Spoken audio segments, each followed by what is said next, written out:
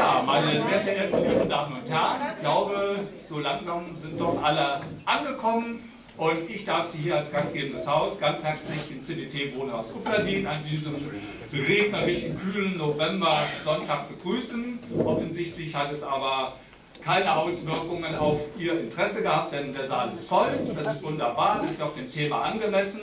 Willkommen zu einer erneuten Ausgabe des Europäischen Frühschoppens. Wie wir wissen, eine Gemeinschaftsaktion der Europa-Union, des Integrationsrates, der VHS und auch dieses Mal der griechischen Gemeinde. Wir freuen uns, dass Sie alle hier sind, auch deren Vorsitzende. Und Herr Goudoulas hat mich schon zu Beginn gebeten, machen Sie es kurz. Dem will ich gerne nachkommen, denn er übernimmt heute Morgen die Moderation. Und da darf ich Sie auch schon ganz herzlich bitten, Herr Goudoulas, und Ihnen, meine lieben Damen und Herren, wünsche ich einen spannenden, unterhaltsamen Vormittag. Danke.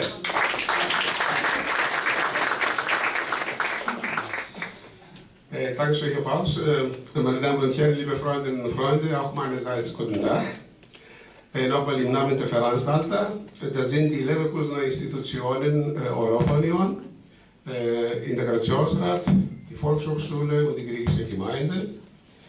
Bedanke ich mich ganz herzlich bei Herrn Wolfgang Pauls, dem Leiter dieses Hauses, und seinen Mitarbeitern für die Gastfreundschaft. Und vielen Dank, Herr Pauls, auch für den Kaffee samt Gepäck und die kalten Getränke. Meine Damen und Herren, es ist uns eine Ehre, dass Bürgermeister Friedrich Busch hier heute den Oberbürgermeister Rainer Buchholz vertritt. Seien Sie herzlich willkommen, Herr Busch. Weiterhin begrüße ich den Vorsitzenden der Europa-Union, Herrn Dr. Hans-Jörg Mayer, den Vorsitzenden des Integrationsrates Amkofi Niataci und der kommissarische Leiter der Volkshochschule Leverkusen, Gerd Struve. Herzlichen Dank an den Vorstand der griechischen Gemeinde und den Mitgliedern der griechischen Gemeinde, allen voran den Sekretär Babs Georgiou. Und jetzt schon vielen Dank für die Beköstigung, die Leckereien, die auch die Damen unseres Vereins der griechischen Gemeinde dann mit liebevoll zubereitet haben, die wir zu uns nach der Diskussion die wir genießen können.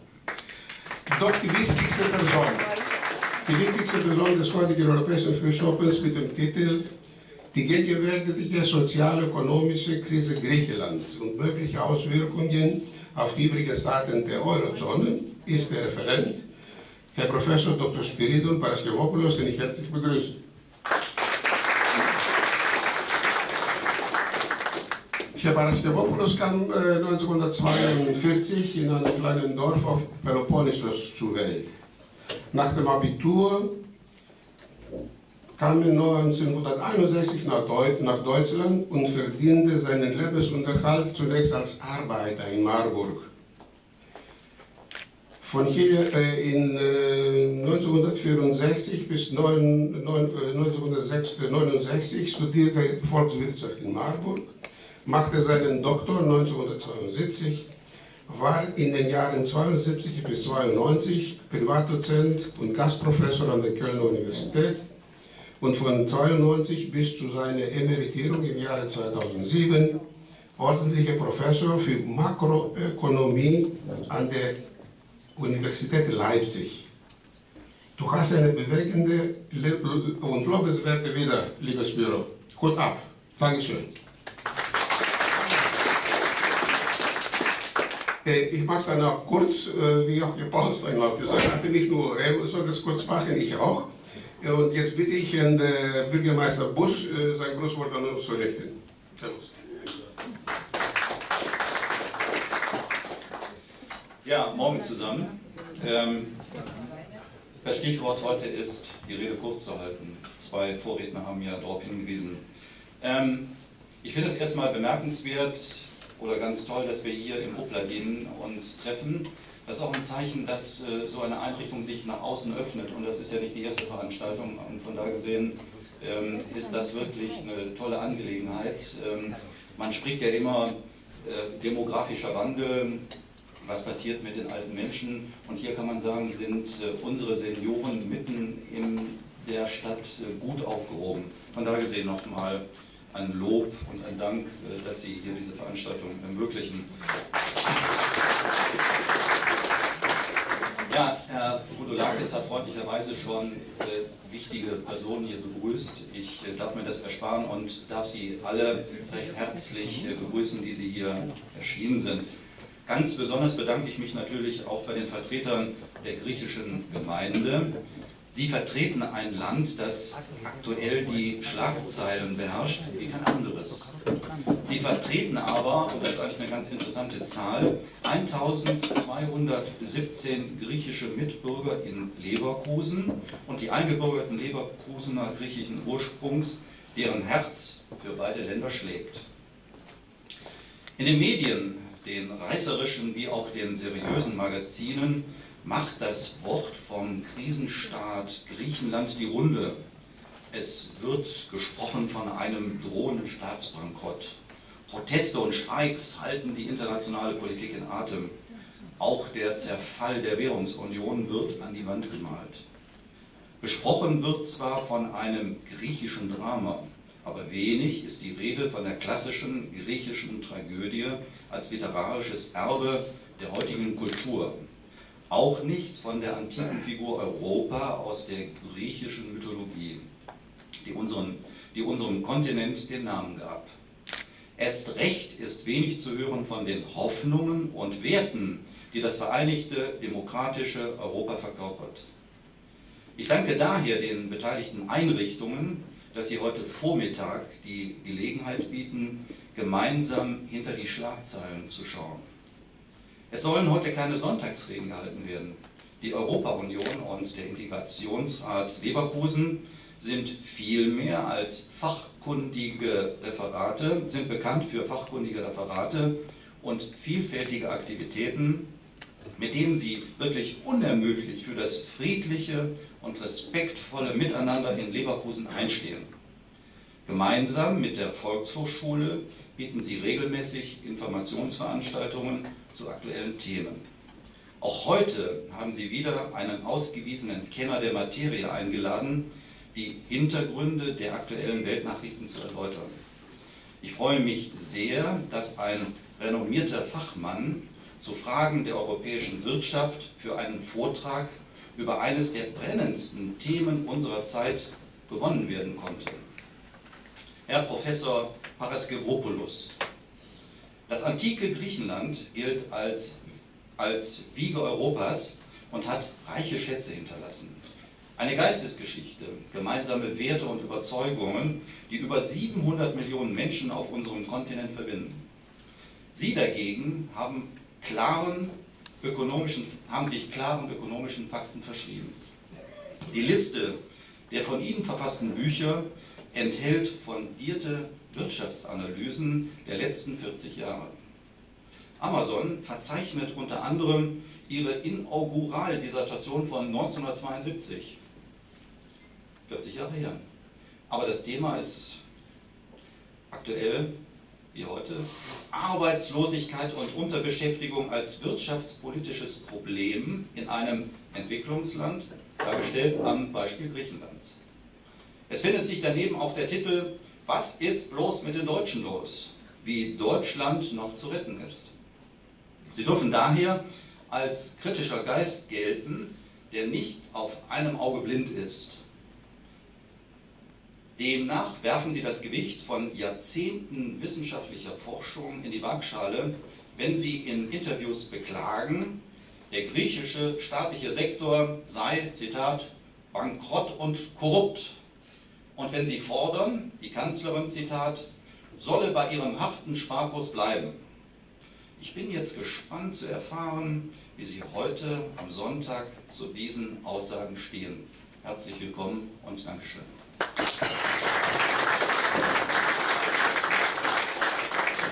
Dankeschön, Herr Bürgermeister Busch.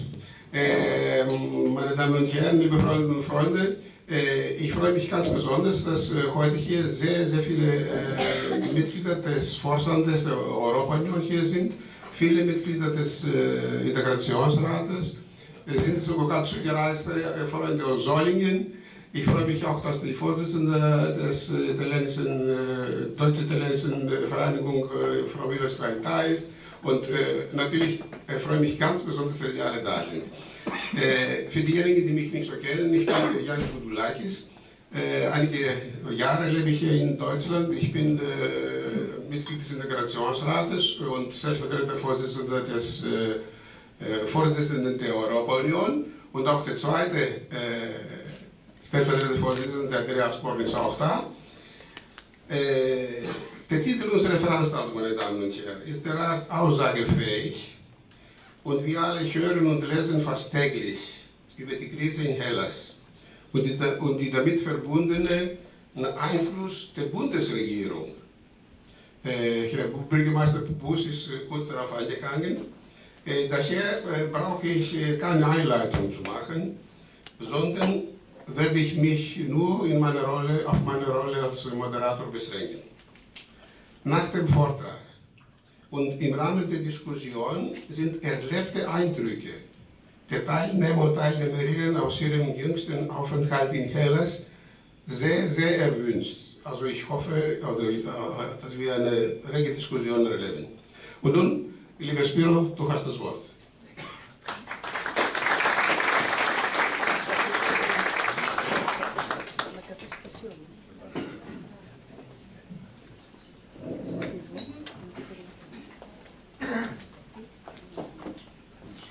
Ja, herzlichen Dank für die nette Begrüßung. Ich bin jetzt das zweite Mal hier bei dieser Tagung und alle diesen Institutionen, die hier wahrscheinlich jedes Jahr so eine Tagung veranstalten, oder? Ja, zweimal im Jahr sogar. Ich bin zweimal hier und in Deutschland sagt man, wenn man zweimal ist bereits Tradition geworden. Also vielleicht komme ich wieder. Vielleicht mit einem anderen netten Thema, wie Griechenland. Es wurde vorhin angedeutet, dass ich sehr kritisch bin, auch mit meinen Griechen. Ich habe in meinen Brust, kann ich sagen, 3 Herzen. Ich bin Grieche, ich bin naturalisierter Deutsche und ich bin Europäer. Das letzte betone ich besonders, weil ich werde einiges dazu sagen, auch an die Adresse der Deutschen. Aber zunächst werde ich, sage ich im Voraus, sehr scharf, sehr kritisch mit meinen Landsleuten gehen und besonders mit der Politik Griechenlands und noch insbesondere mit den Politikern Griechenlands. Jetzt mein Referat werde ich anhand dieser 7 Punkte hier darstellen. Ich hoffe, dass ich nicht langweilig werde, weil ich wahrscheinlich so 50 Minuten in Anspruch nehme. Ich habe das absichtlich so gemacht, ich kenne ihn, der will immer kurz, aber das Thema ist so, wo ich der Meinung bin, dass Information fehlt. Und je mehr Information man hat, umso besser ist das. Und was mein Vorgehen anbetrifft, das habe ich aus meinen Studenten erfahren, sie können mich hören und gleichzeitig lesen. Das kriegen sie auch präsentiert. Die Studenten sagen, das fanden sie immer gut. Und sie können mich auch sogar korrigieren, ob ich richtig lesen kann. Also, das sind jetzt meine Punkte, mit denen ich jetzt vorgehe. Griechenland, das Land der Mythen, haben wir vorhin gehört, und Sagen, ist heute in aller Munde. Wahrheiten, Übertreibungen, Wunschvorstellungen und Fantasien über Griechenland beherrschen die Schlagzeilen in den internationalen Medien. Griechenland ist momentan das bekannteste Land der Welt. Begriffe wie Unzuverlässigkeit, Unfähigkeit, Undurchsichtigkeit, Unzulänglichkeit Unglaubwürdigkeit, Betrügerei, Korruption, List, Verruf, der Katalog kann man weiter denken, werden heute mit Griechenland und mit den Griechen in Verbindung gebracht. Warum sind Griechenland und die Inlandsgriechen, ich betone, wir Ausländer Griechen nicht, und die Inlandsgriechen so weit gekommen? Antwort, weil die Griechen in Griechenland noch nicht Staatsbürger geworden sind. Sie sind noch Untertanen. Scharfes Wort. Nach Unterwerfung Athens durch den griechischen und makedonischen König Philipp II. Und seinen Sohn Alexander, dann später Alexander der Große, in der Schlacht bei Cheronia, ist das Athener Demokratie-Experiment für Jahrhunderte beendet worden. Die Athener und damit alle Griechen wurden seitdem Untertanen, Epikoi auf Griechisch. Mit Ausnahme der griechischen Bundesstaaten, einer Art Bundesrepubliken, China, im 2. Jahrhundert vor Christi, Ätholische Bund und Achaischer Bund, und die demokratischen Anfänge des Römischen Reiches, waren die Völker dieser Regionen immer untertan. In den byzantinischen und ottomanischen Reichen blieben diese Völker für weitere Jahrhunderte untertan. Auch in der Zeit nach dem Mittelalter, Renaissance, Wiedergeburt in Nordeuropa, blieben die Griechen untertan. Nach der Befreiung aus der türkischen Herrschaft, ca. 1830, das kleine Griechenland damals war Peloponnes und noch ein bisschen im Athenerraum, blieb das System von Herrschern und Untertanen erhalten. Die meisten Führer der griechischen Revolution übernahmen die Herrschaftspositionen, die vorher die türkischen Despoten innehatten, selbst. Die importierten Könige von Nordeuropa bestätigen die alten und oktroyierten neuen Familiendynastien. Versuche, dies zu verändern, blieben bis heute zum großen Teil erfolglos. Tatsache ist es auch, dass es in Griechenland heute nur eine formale Demokratie gibt.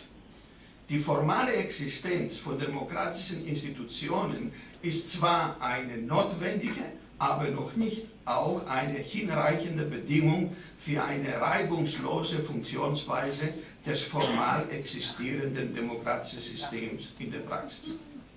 In Griechenland ist das formale demokratische System nur ein Vehikel, damit die jeweils politisch und ökonomisch Herrschenden, das heißt die Patronen, eine Art demokratische Legitimation erhalten.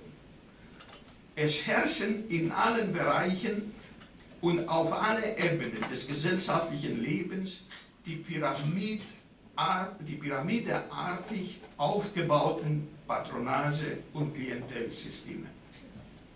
Ein Patron oder ein Gönner ist eine Person, die in der Lage ist, Hilfen an Personen zu gewähren, die in einer Art Abhängigkeitsbeziehung zu ihr stehen. Die Person, die von diesen Hilfen profitiert, wird als Klient, Schützling bezeichnet. Positiv kann eine solche Beziehung als Netzwerk bewertet werden, wenn es materielle, monetäre oder Vermittlungshilfen den Netzangehörigen gewährt. Korrupt und undurchsichtig ist das System, wenn es lukrative öffentliche und sonstige Posten durch Parteifunktionäre an ihre Wählerschaft, Klienten, aufgrund einer vorgebrachten Gegenleistung des Klienten, er hat gewählt, gewähren. Also das nennt man Nepotismus, Vetternwirtschaft. Diese Systeme bilden eine informelle Institution von Tauschbeziehungen zwischen Personen mit ungleich verteilten Machtpositionen, die auf der Grundlage gegenseitiger Interessen und wechselseitiger Hilfen beruhen. Im griechischen parteipolitischen System geben die Wähler, also die Klienten, den Politikern ihre Stimme Und sie versprechen Gefälligkeiten in Form von Einstellungen im öffentlichen Dienst, Vereitelung von Strafen, zum Beispiel bei Straßenverkehrsdelikten und so weiter. Ich kann hier x Dinge nennen. In Griechenland erreicht fast niemand im öffentlichen und zum Teil auch im privaten Sektor etwas ohne die Hilfe eines solchen Beziehungssystems. Dieses System ist das Ergebnis der Umsetzung der formalen Regelungen der parlamentarischen Demokratie, das sage ich ironisch, auf Neugriechisch. Bekanntlich, eine parlamentarische Demokratie funktioniert demokratisch und rechtsstaatlich, wenn auch die Parteien demokratisch organisiert sind. Die griechische Verfassung im Artikel 29 verlangt, dass die Organisation und die Aktionen der Parteien der freiheitlichen Funktionsweise des demokratischen Staatswesens dienen solle. Diese sehr allgemein gehaltene Formulierung der griechischen Verfassung hindert die griechischen Parteivorsitzenden nicht, ihre Parteien sehr autoritär bzw. autokratisch zu organisieren und zu strukturieren. Sie streben Alleinherrschaft innerhalb der Partei und dann auch innerhalb der Fraktion im Parlament. Deshalb sind Koalitionsregierungen mit der Hilfe von mehreren Parteien fast bis vor kurzem unerwünscht. Angeblich ist das Volk unreif und sogar unwillig, eine Zusammenarbeit von mehreren Parteien zu akzeptieren. Die gegenwärtige Situation in Griechenland widerspricht dieser Auffassung. So entstanden fast immer Einparteiregierungen mit fast diktatorischen Machtbefugnissen für die Parteivorsitzenden bzw. die Ministerpräsidenten. Das Instrument dafür waren und sind die zu diesem Zweck konstruierte Wahlgesetze. Sie erschwerten und erschweren bis heute systematisch das Bilden von Koalitionsregierungen.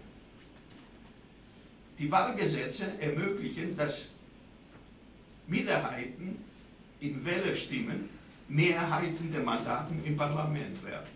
Nur so könnten nach dieser Philosophie stabile Regierungen gebildet werden. So hatten die Herrschenden bis jetzt immer behauptet.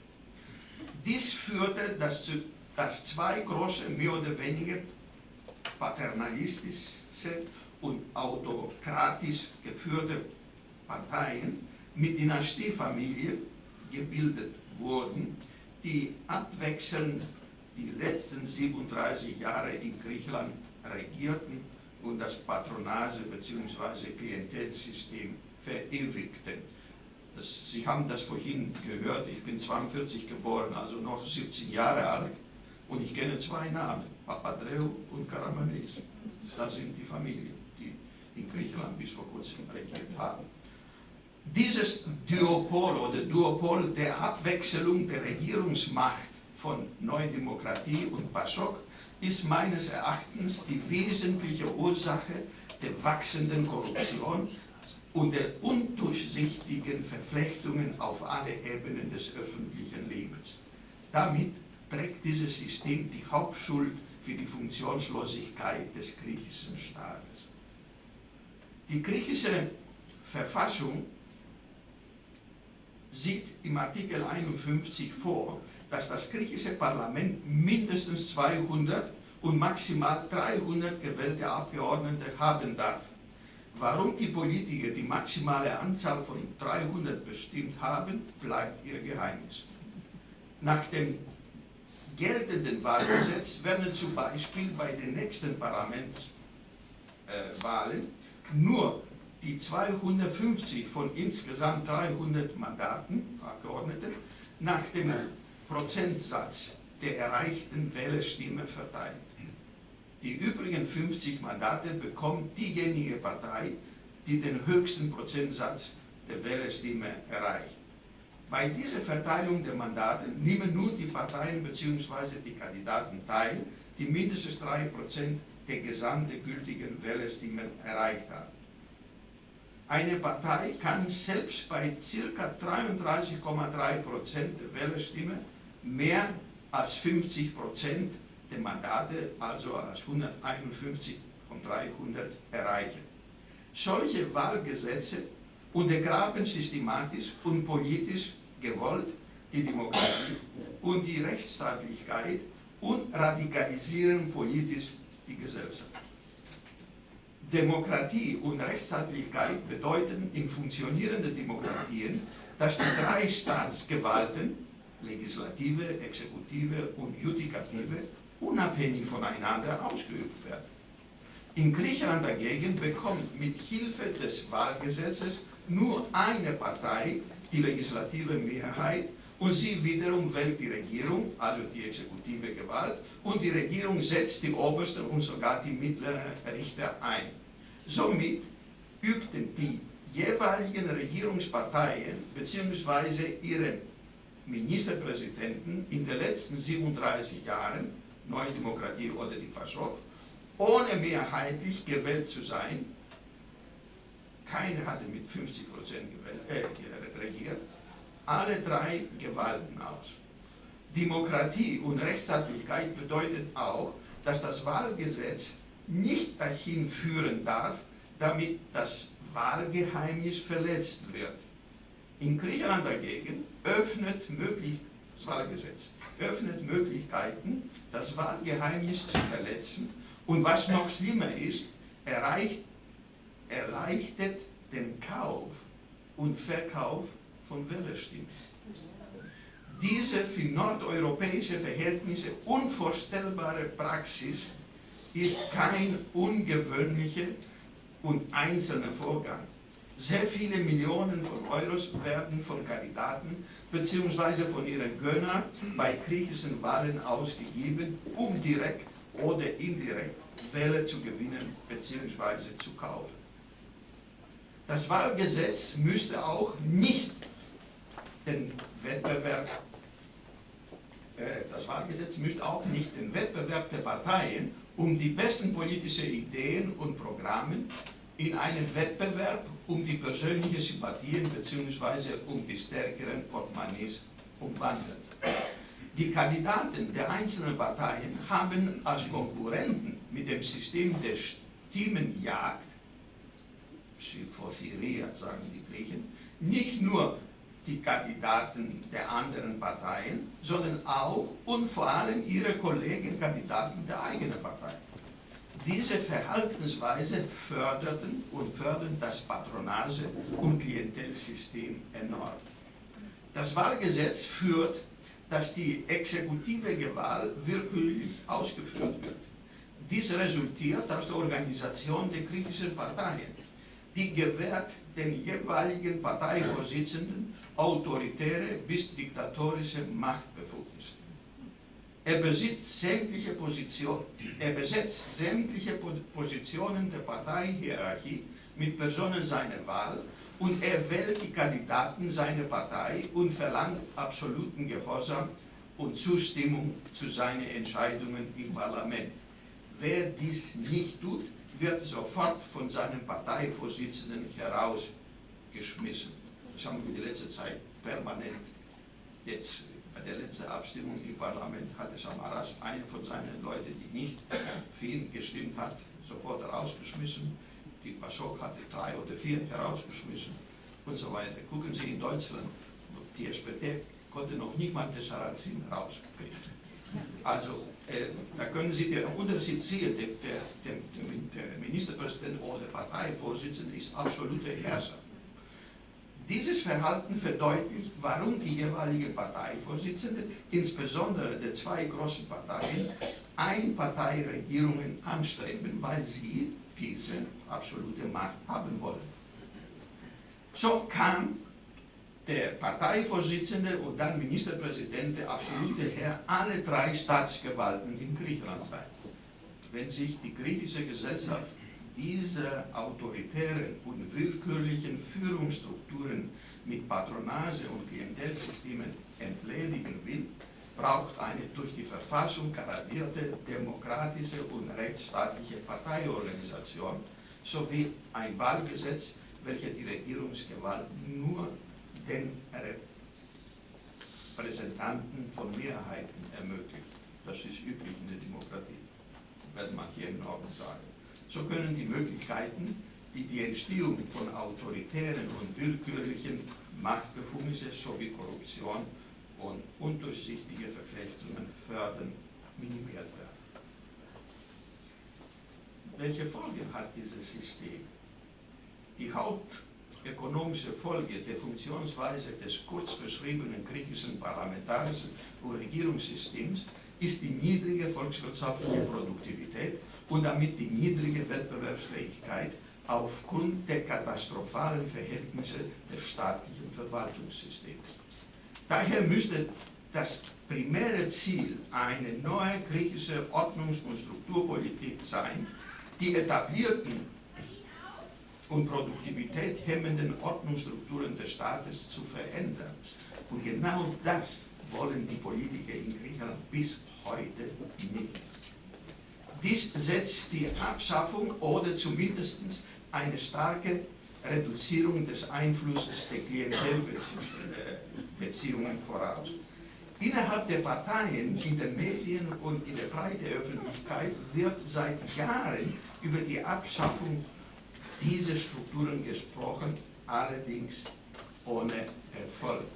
Und diese ohne Erfolg deshalb, weil diejenigen Politiker, die von diesem System profitieren bis jetzt, sind diejenigen, die das verändern müssten. Wir Ökonomen sagen, warum sollen die das tun? Es gibt die leise Hoffnung, dass die heutige Krise als Katalysator gegen die negativen Beziehungssysteme des öffentlichen Lebens wirken könnte.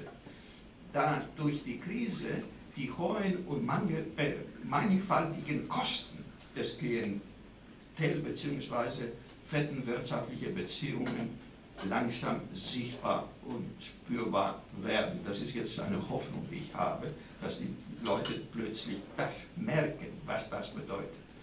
Die jahrzehntelange Nichtberücksichtigung des Leistungskriteriums für die Einstellung im öffentlichen Dienst hat die Verletzung mindestens 3 fundamentale Eigenschaften des gesellschaftlichen Lebens offengelegt. Die Existenz dieser gesellschaftlichen Eigenschaften ist meines Erachtens unentbehrlich für die politische, gesellschaftliche, moralische und ökonomische Stabilität der Gesellschaft. Als erste ist die permanente Verletzung des Gefühls der sozialen Gerechtigkeit zu nennen.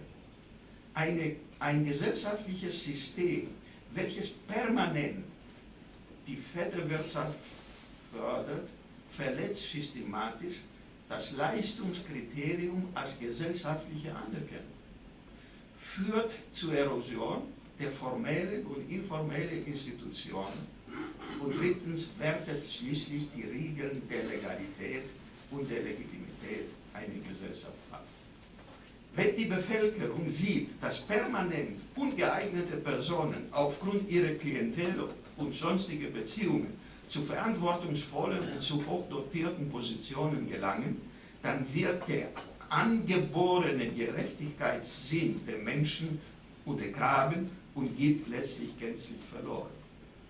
Die Radikalisierung der Gesellschaft, wie wir sie zurzeit in Griechenland erleben, ist die Folge davon. Ein zweites ist die Gefährdung des sozialen Zusammenhalts zu erwähnen. Die Vetternwirtschaft untergräbt nicht nur, sondern löst den sozialen Zusammenhalt einer Gesellschaft völlig auf. In einer Gesellschaft, in welcher der soziale Zusammenhalt sehr schwach oder überhaupt nicht vorhanden ist, macht die Planung und Realisierung eines politischen und sozialen Rahmens von gemeinsamen gesellschaftlichen Zielen und Bestrebungen kaum möglich. Radikale politische und unsoziale Aktivitäten beherrschen dann nicht nur das Öffentliche, sondern zunehmend auch das private Leben aller Menschen.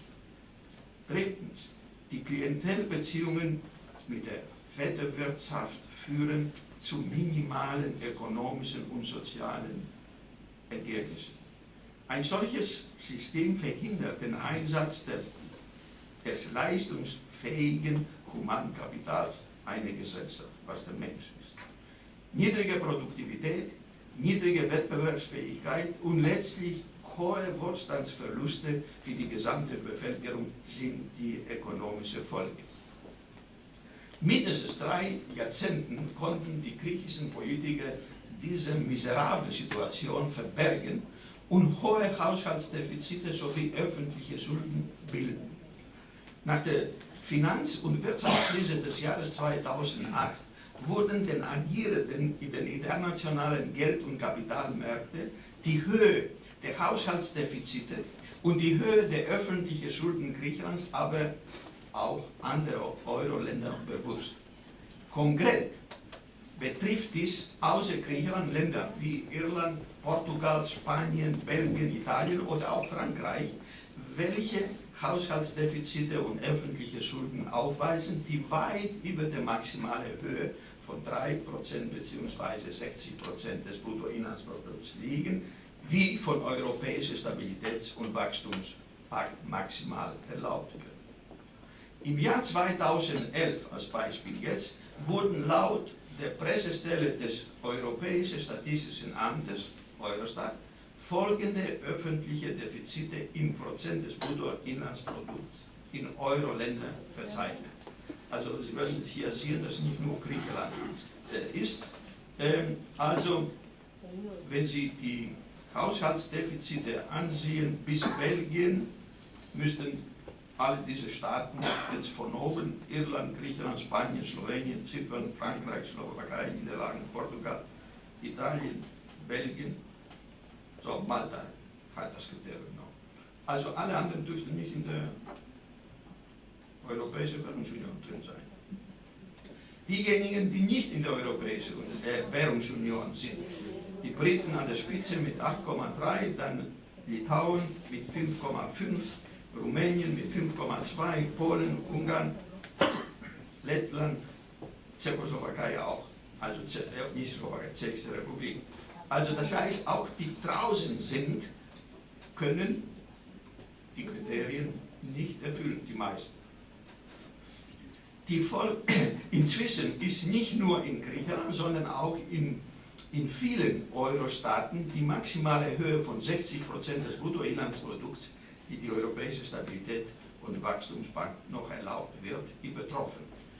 12 von den 17 Euro-Staaten wiesen nach Eurostat Ende 2011 eine Verschuldungsquote von weit mehr als 60% des Bruttoinlandsprodukts auf. So, und da kann man die Länder, das ist vielleicht zunächst, bevor ich die andere zeige, das ist Griechenland. Gucken Sie, von 1970 bis die Krise kam, 2010, also das ist auch mit Namen, Karamanlis, Papandreou, Mitsotakis, das sind die Ministerpräsidenten, wieder Papandreou, dann Simitis und dann wieder Karamanlis. Also Sie sehen, wie die griechischen Schulden nach oben gehen. Und hier können Sie auch die anderen, Italien, Griechenland, Irland, Spanien, Portugal im Vergleich sehen. Also Sie sehen auch, die Italiener waren bis 2009 fast über Griechenland permanent. Also nicht nur Griechenland, sondern die anderen sind genauso, die haben genauso gesündigt, was die europäische Regeln anbetrifft. Also hier habe ich die alle zusammen, was die Euro-Länder anbetrifft, also die 17. Und Sie sehen, also bis Niederlande, ja, dann beginnt Finnland weniger. Also 12 könnten auch nicht in der Währungsunion drin sein, nach dieser Zahl, was ich hier sehe. Und dass die jetzt die draußen sind, das sind etwas besser. Großbritannien und Ungarn sind diejenigen, die weit über 60% liegen, alle anderen sind darunter. Hier ist ein bisschen Hoffnung.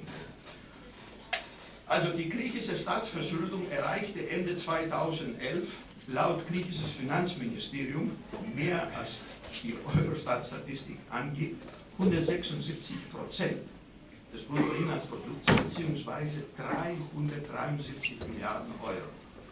Dies war fast 3-mal so hoch wie der Europäische Stabilitäts- und Wachstumspakt erlaubt. Daraus erwächst die ernste und reale Gefahr der Zahlungsunfähigkeit Griechenlands nach wie vor bis heute. Der Fall Griechenland wird von den Medien, von Politikern und von jeder Art Sachverständigen als Grund angeführt, der letztlich einen Zusammenbruch der Währungsunion bzw. des Euro bewirken könnte. Die Ängste aber über eine mögliche Gefährdung des Euro durch die Staatsverschuldungen haben die Euro-Länder zu bisher ungewöhnlichen finanzpolitischen Aktivitäten bewegt. Die Regierungen der Euro-Länder entschieden im Mai 2010 in Zusammenarbeit mit dem Internationalen Währungsfonds und der Europäischen Zentralbank einen provisorischen Stabilitäts- bzw. Rettungsmechanismus für notleidende Euro-Länder zu schaffen. Das ist jetzt obsolet, ist Vergangenheit, weil wir einen neuen Mechanismus eingeführt haben. Diese Entscheidung damals basiert auf Artikel 122 des Europäischen Union-Vertrages. Nach diesem Artikel ist es erlaubt, einem Mitgliedstaat, der aufgrund von Naturkatastrophen oder außergewöhnlichen Ereignissen, die sich seiner Kontrolle entziehen, von Schwierigkeiten betroffen oder von gravierenden Schwierigkeiten ernstlich bedroht ist, einen finanziellen Beistand durch die Europäische Union zu gewähren. Damit hatte man die Legitimität dieser Geschichte begründet. Das Ziel dieses Rettungsmechanismus ist, die Zahlungsunfähigkeit von Euro-Ländern zu verhindern, die letztlich eine Gefährdung des Euro zur Folge haben könnte. In dieser provisorischen Fassung besteht der Europäische Stabilisierungsmechanismus aus garantierten Krediten von über 700 Milliarden Euro, die sich aus 3 verschiedenen Quellen zusammensetzen. Erstens sollen in einer Schuldenkrise 60 Milliarden aus dem Haushalt der Europäischen Union zur Verfügung gestellt werden. Zweitens 440 Milliarden werden aus der genannten europäischen Finanzierungs- bzw. Zwecksgesellschaft, die Anleihen am Kapitalmarkt aufgibt, für die alle Mitgliedstaaten der Eurozone gemeinschaftlich haften, genommen. Das ist so eine Art Eurobond. Drittens wird der Internationale Währungsfonds Kredite von bis zu 200 Milliarden zur Verfügung stellen. Aber momentan ist die Chefin sehr zurückhaltend. Die Stabilität des Euro wird nach dieser Auffassung durch die Vermeidung der Zahlungsunfähigkeit erreicht, um durch die Spekulationsattacken der Kapitalmärkte unwirksam zu machen. Dennoch bleibt meines Erachtens die theoretische Frage offen, gefährdet eine mögliche Zahlungsunfähigkeit, zum Beispiel Griechenlands, wirklich die Existenz des Euro?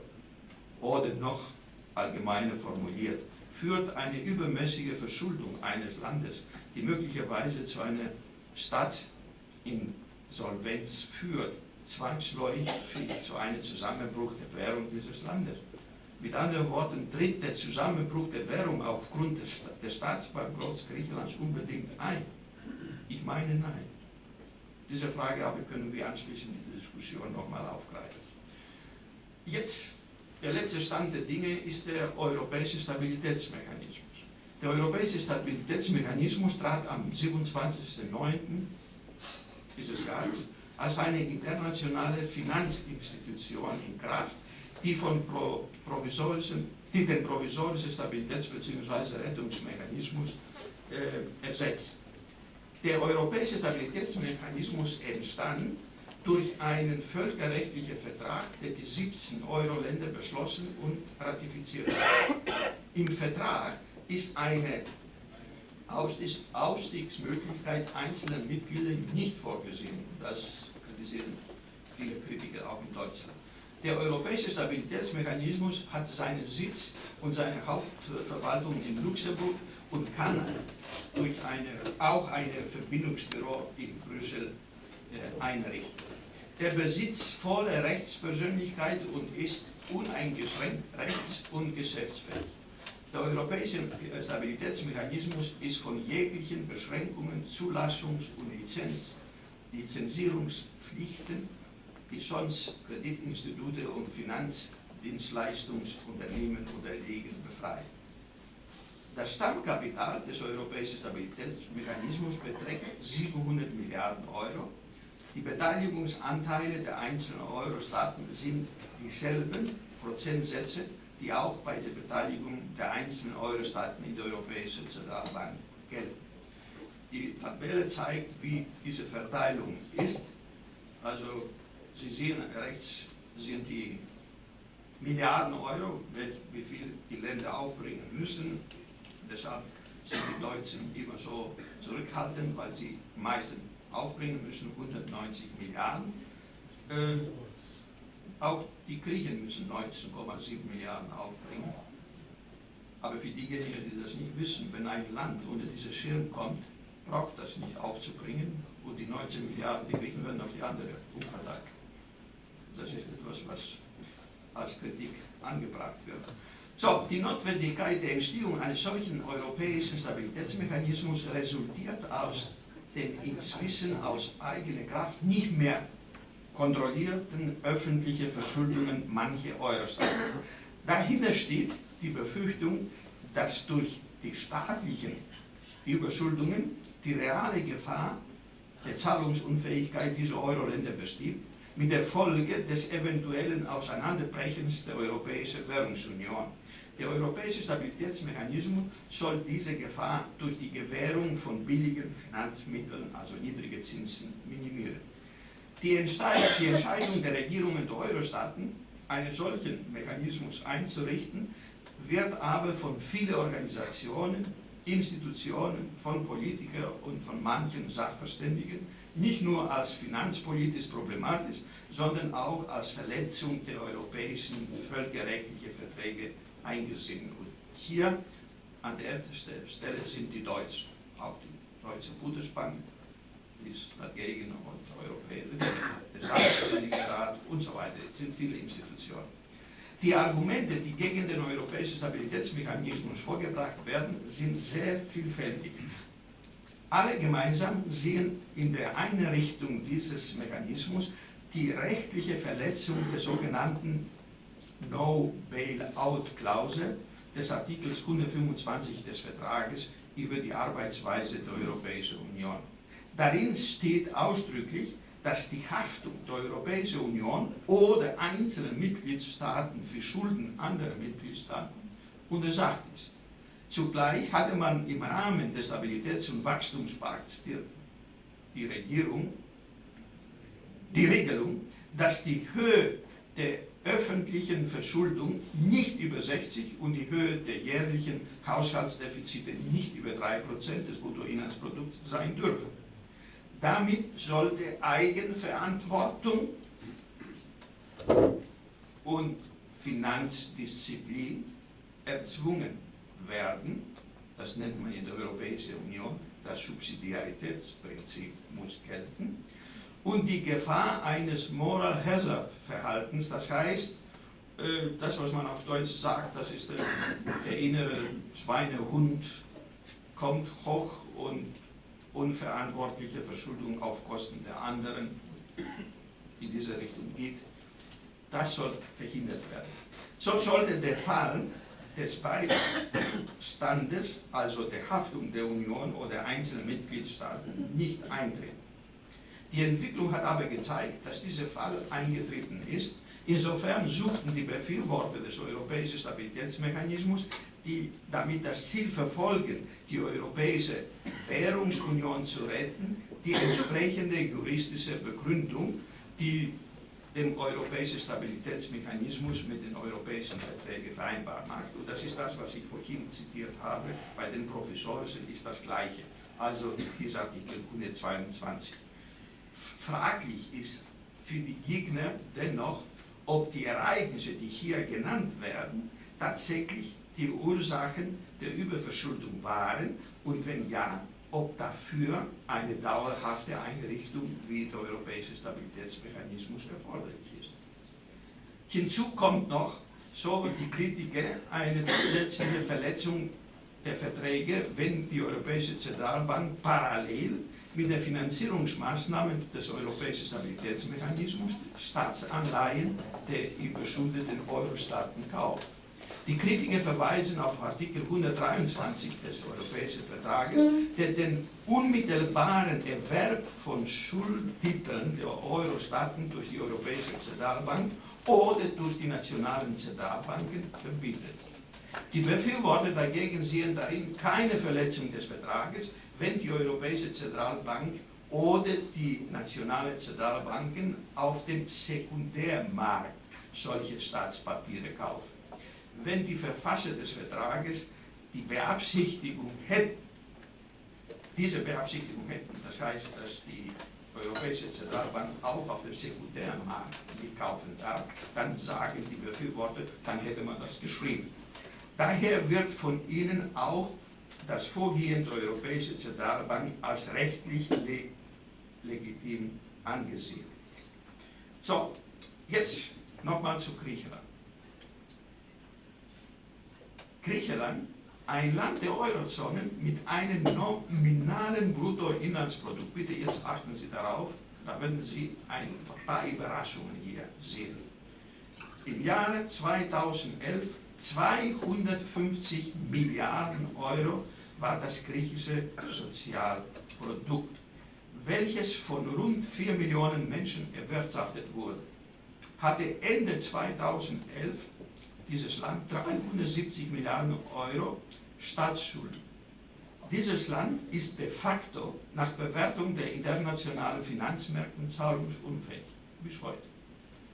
Deutschland, auch ein Land der Eurozone, mit einem nominalen Bruttoinlandsprodukt in Höhe von 2,57 Billionen Euro, welches von 41,6 Millionen Menschen erwirtschaftet wurde und mit Staatsschulden von rund 2,1 Billionen, 82% des Bruttoinlandsprodukts, gilt bei den gleichen internationalen Finanzmärkten als das sicherste Land der Welt, wenn jemand mit seinen Ersparnissen deutsche Staatspapiere kaufen würde. Das gilt Deutschland. Deutschland braucht noch niemand Zinsen zu bezahlen. Die Leute sagen, nimmt das Geld und wir zahlen drauf. Vergleicht man die Bruttoinlandsprodukte dieser Volkswirtschaften pro Beschäftigten, dann stellt man eine erste Überraschung fest, die immer wiederholten Behauptungen über die niedrige Arbeitsproduktivität bzw. niedrige Wettbewerbsfähigkeit der griechischen Volkswirtschaft widerspricht. Die jährliche durchschnittliche Leistung pro Beschäftigten war 2011 in Griechenland 53.750 Euro pro Beschäftigten und in Deutschland 61.538. Die Differenz ist nicht sehr groß. Diese makroökonomischen Daten stehen im Widerspruch zu der behaupteten niedrigen Arbeitsproduktivität und zu der niedrigen Wettbewerbsfähigkeit der griechischen Volkswirtschaft. Die jährliche 53.700 Euro pro Beschäftigten in der griechischen Volkswirtschaft entsprechen 87,3% der durchschnittlichen Leistung der deutschen Volkswirtschaft pro Beschäftigten. Beispielhaft kann dies auch anders interpretiert werden. Angenommen, der durchschnittliche Beschäftigte in Deutschland bekäme ein durchschnittliches Monatseinkommen in Höhe von 3.000 Euro. Dann müsste der durchschnittliche griechische Beschäftigte ein durchschnittliches monatliches Bruttoeinkommen in Höhe von 2.619 Euro bekommen. 87,3% von 3.000.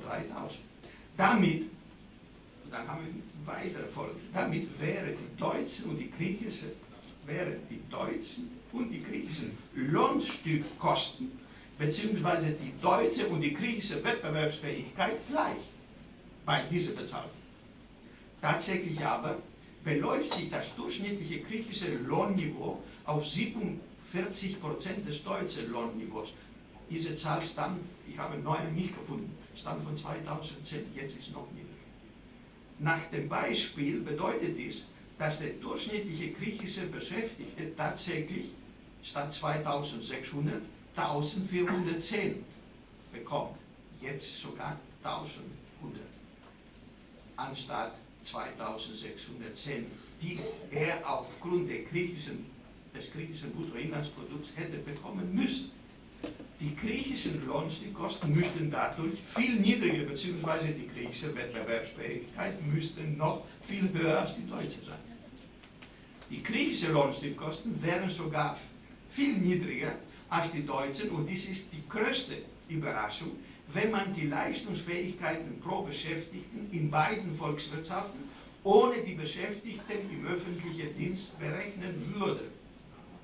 Wenn man die rund 4,6 Millionen Beschäftigten, 11% der Beschäftigten im öffentlichen Dienst in Deutschland, und die rund 1 Million, fast 25% in Griechenland abziehen würde, dann wäre die jährliche Leistungen des privaten Sektors pro Beschäftigten in Deutschland 69.459 und in Griechenland 71.667. Der griechische private Sektor ist also produktiver, wettbewerbsfähiger als der deutsche. Während die Beschäftigungsstruktur öffentliche private Sektor in Deutschland und in Griechenland gleich, dann wären in Griechenland nur 440.000 anstatt 1 Million im öffentlichen Dienst beschäftigt. Die Folge davon wäre eine höhere jährliche Produktion pro Beschäftigten und damit ein viel höheres Bruttoinlandsprodukt in Griechenland und zugleich niedrigere Lohnstückkosten und noch höhere Wettbewerbsfähigkeit. Und hier eine Bemerkung. Und das in der Krise. Vor 3 Jahren wäre Griechenland viel besser als Deutschland. Auch mit dem öffentlichen Sektor. Diese Vorteile konnten allerdings bisher nicht realisiert werden, weil der starke Einfluss des korrupten staatlichen Sektors, der einen sehr großen Teil des Bruttoinlandsprodukts teilweise illegal beanspruchte und immer noch beansprucht, die Steuerhinterziehung legalisierte, die Lohnstückkosten bzw. die gesamte Produktionskosten erhöhte und die Wettbewerbsfähigkeit der griechischen Volkswirtschaft verringerte.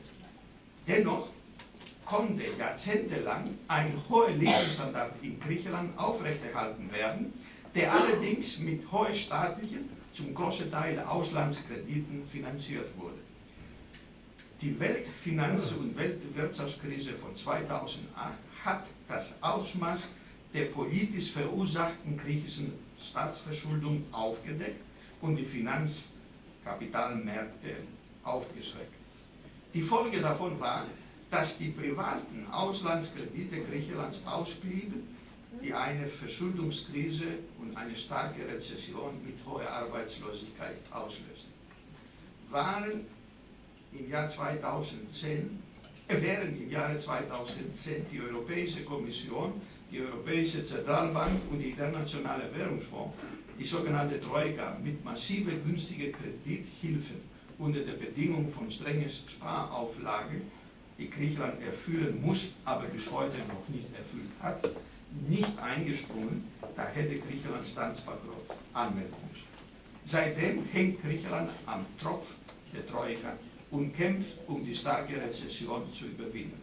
Somit hängt die Entwicklungsperspektive Griechenlands in den nächsten Jahren von der Überwindung eines mehrfachen Problems ab. Erstens, Griechenland muss kurzfristig mit den fiskalpolitischen Problemen fertig werden.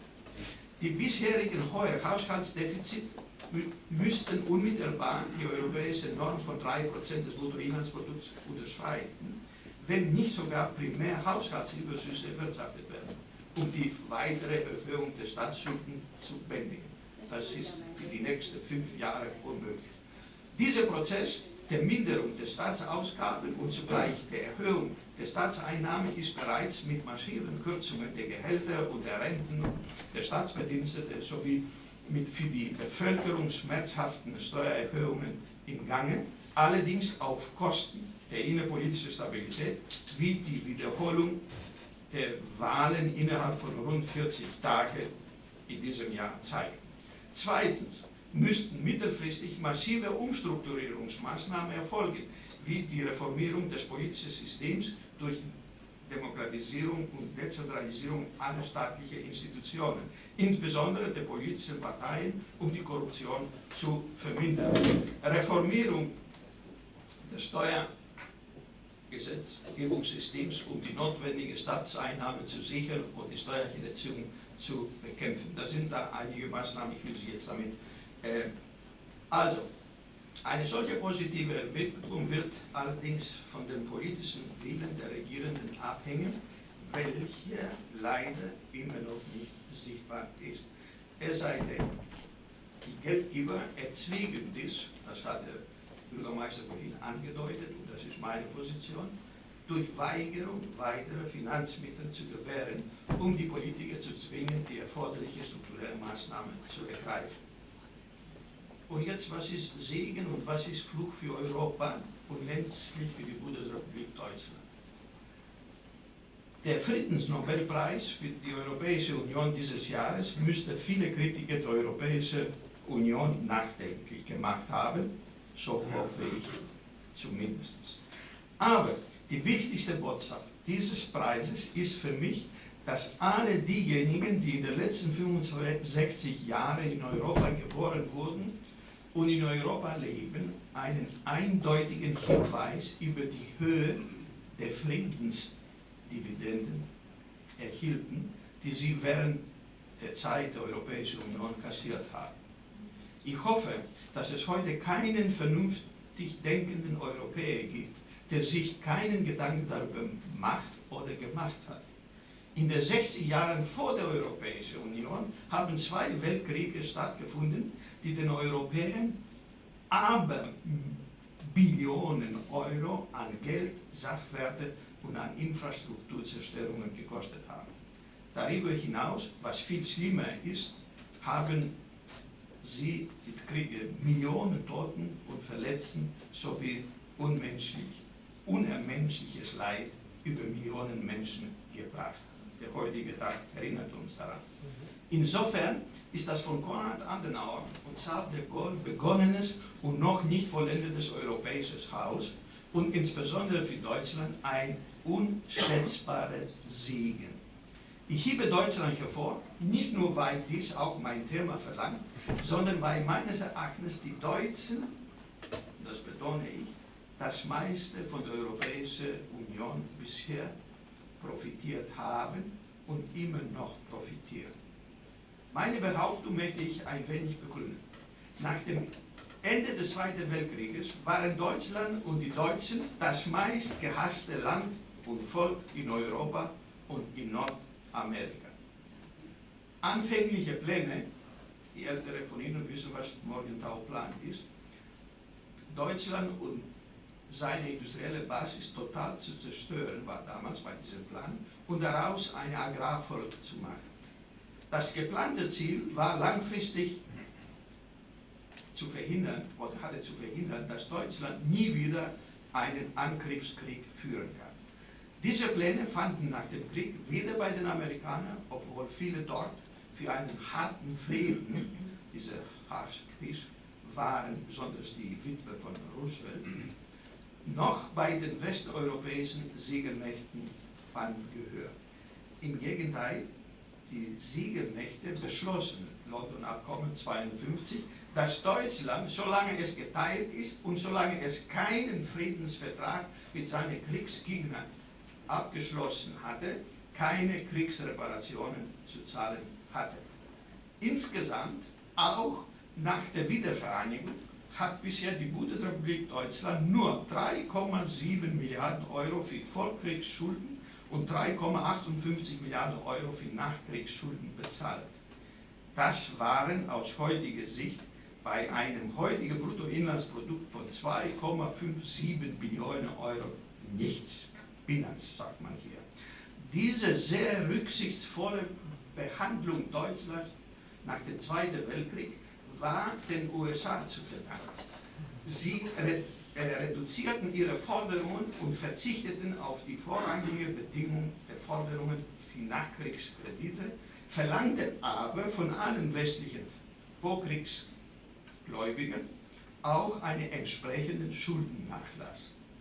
Es muss dabei gesagt werden, dass die westlichen Gläubigerstaaten und vor allem die USA durch Eigennutzziele auch Eigennutziele damit verfolgt haben.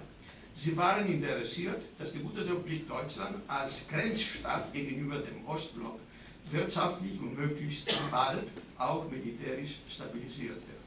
Damit wollten sie ein fest mit dem Westen verbundenes Deutschland erreichen, welches nach einer Wiederbewaffnung, die später auch rasch erfolgte, einen Teil der Verteidigungslasten übernehmen würde. Es erfolgte die politische und ökonomische Integration der Bundesrepublik Deutschland in der westlichen Staatengemeinschaft und vor allem in der neu gegründete Europäische Wirtschaftsgemeinschaft. Und nicht zuletzt erreichte die Bundesrepublik Deutschland fest in der westlichen Staatengemeinschaft verankert das angestrebte Ziel seiner Wiedervereinigung. Während dieser Zeit der Rehabilitierung, der Demokratisierung und der politischen Integration erreichte Deutschland auch auf dem ökonomischen Gebiet, nicht zuletzt mit der optimalen Nutzung der amerikanischen Marshallhilfe und auch durch die Einführung der sozialen Marktwirtschaft, das sogenannte deutsche Wirtschaftswunder, welches die ganze Welt zu Erstaunen brachte. Letztlich mit der Währungsunion, die meines Erachtens ein weiterer Schritt der Vertiefung der europäischen Integration ist, hat Deutschland am meisten profitiert. Exportweltmeister zu werden, verdankt Deutschland nicht zuletzt auch dem Euro. Auch von der gegenwärtigen Verschuldungskrise profitiert Deutschland. Allein die Zinsersparnis für die deutschen öffentlichen Schulden war in den letzten 2,5 Jahren mehr als 40 Milliarden. Ist all dies nicht ein Segen für Deutschland bis jetzt gewesen? Was könnte dann Fluch werden? Der Fluch kann aber sehr schnell kommen, wenn man all dies schnell vergisst und gleichgültig gegenüber der weiteren Entwicklung der Europäischen Union wird. Deshalb möchte ich abschließend an dieser Stelle einige kritische Anmerkungen zu den Ursachen der Verschuldungskrise und zu den Versuchen, sie zu überwinden, anführen.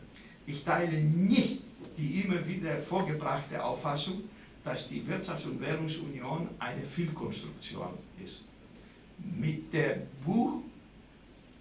buchgeldtechnischen Einführung des Euro 1999 hat meines Erachtens der Dollar einen starken Konkurrenten bekommen, welcher ihm langfristig der Rang ablaufen könnte.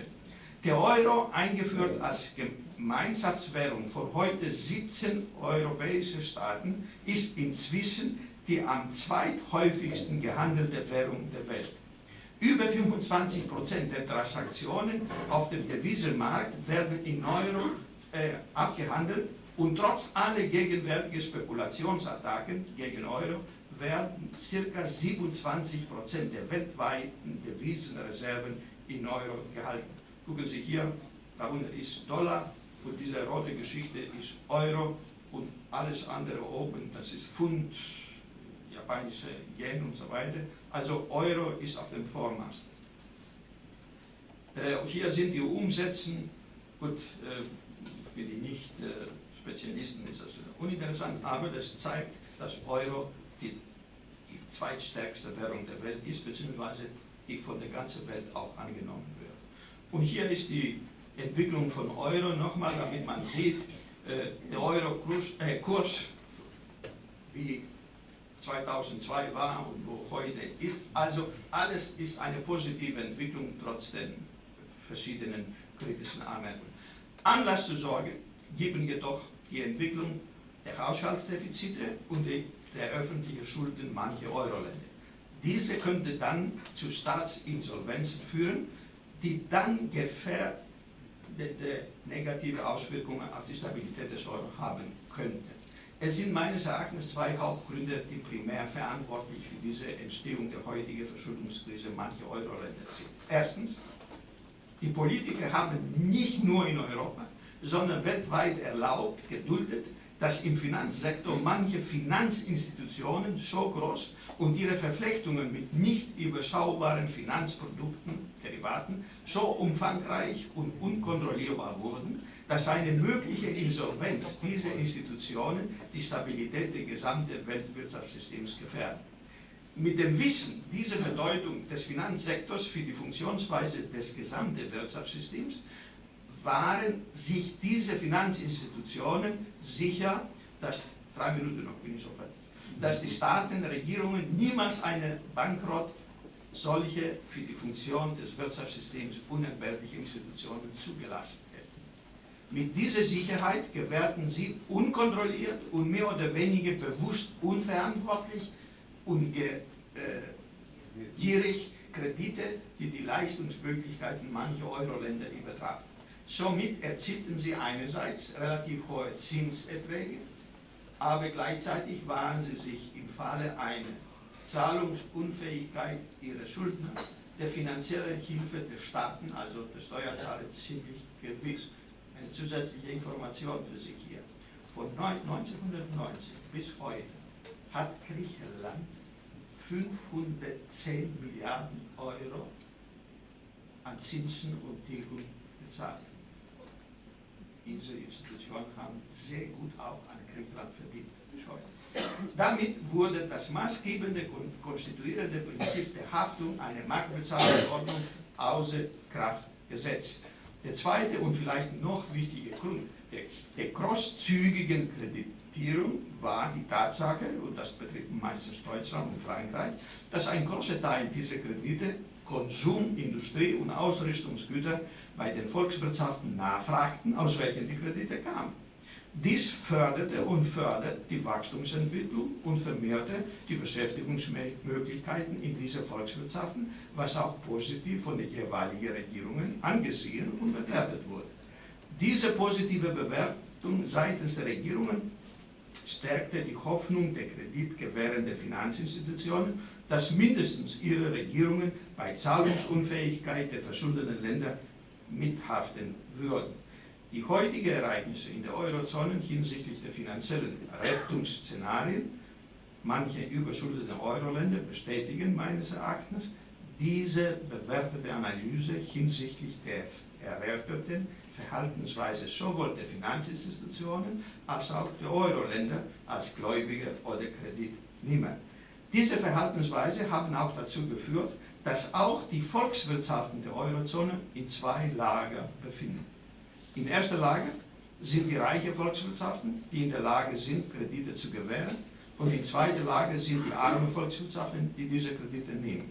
Mit anderen Worten, in erster Lage befinden sich die Volkswirtschaften mit positiven und in zweiter Lage die Volkswirtschaften mit negativer Leistungsbilanz. Das heißt, man hat in der Eurozone Volkswirtschaften mit relativ hohem und relativ niedrigen Produktivitätsniveau. Deshalb wird als Lösung unter anderem vorgeschlagen die Gründung von zwei Eurozonen mit einem nordeuropäischen und einem südeuropäischen Euro. Diese soll nach dem Muster geschehen, und das ist in Deutschland diese Idee entstanden. Die reichen Länder und die ärmeren Länder der heutigen Eurozone sollen sich trennen und jede Gruppe eine eigene Eurozone bilden. Dieser extreme Vorschlag wird zurzeit weder von den Ländern der heutigen Eurozone noch von der Mehrheit der Deutschen ernsthaft in Betracht gezogen. Eine solche Entwicklung würde de facto das Ende der Europäischen Union bedeuten. Heute befürworten alle Regierungen der Euro-Länder zumindest in ihrer offiziellen Äußerung uneingeschränkt den Euro und streben seine langfristige Stabilität an. Allerdings sind die Positionen hinsichtlich der wirtschaftspolitischen Methoden, die zu dieser Zeit führen würden, unterschiedlich. So. Mehr oder weniger ist allen klar geworden, dass die überschuldeten Länder, wie zum Beispiel Griechenland, nicht durch eigene Bemühungen die Schuldenfalle beseitigen können. Deshalb sind sie der Auffassung, dass selbst die beschlossenen Kredite, die Griechenland bekommen hat und noch bekommen soll, und wenn auch ihre Tilgung bis 2020 gestreckt würde, es nicht gelingen wird, die griechische Volkswirtschaft auf einen solchen Wirtschaftswachstumspfad zu bringen, der aus der Schuldenfalle herausführt. Auch alle strengen und schmerzhaften finanzpolitischen Sparmaßnahmen sowie alle strukturellen Veränderungen, die Griechenland zurzeit verzögern, durchführt, werden bei dieser Höhe der Staatsschulden wenig helfen. Das ist meine Position. Eine Lösung, die von Wissenschaftlern seit langem offen und von mir auch diskutiert und vorgeschlagen wird und jetzt auch von den Politikern langsam übernommen wird, ist eine kontrollierte Insolvenz, die Griechenland vornehmen soll. Dies wird unter strengen Auflagen Griechenland helfen, langsam aus der Schuldenfalle herauszukommen. Damit könnte der Dominoeffekt auf andere südeuropäische Länder verhindert werden und somit ein Zerfall der Europäischen Union verhindert werden. Eine solche Entwicklung wäre ein Segen und nicht ein Fluch, nicht nur für Deutschland, sondern für die gesamte Europäische Union und nicht nur. Ich danke Ihnen für Ihre Aufmerksamkeit und Ihre Geduld.